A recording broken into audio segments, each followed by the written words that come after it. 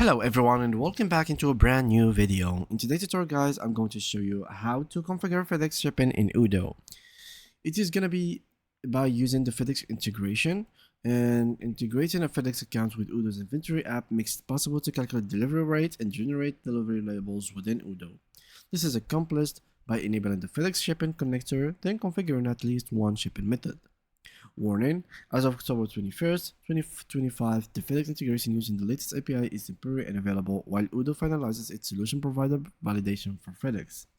New setups are currently blocked, and existing integration using the Fedex shipping legacy provider will stop working as of June 1st, 2026. So you only have like around 7 days left. Now, what to do here is you need to actually, in case this feature like stayed and continued, to actually activate and configure it, you simply have to enable shipping connector. To enable the shipping connector for Fedex, navigate to your inventory application, configuration, then click on settings. Scroll down to the shipping connector section and tick the checkbox next to Fedex connector.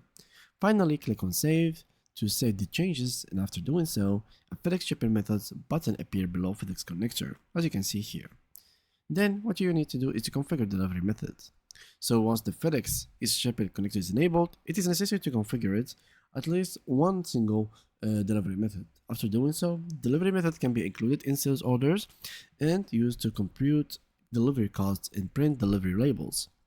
So as you can see, this is an example of configuring it. So you have here the website or where you want it to be applied, provider, integration level, and here the margin rate, additional margins, fee and order amounts in case it was above, delivery of product, invoicing policy, and many other configuration. So you are free to do whatever you want.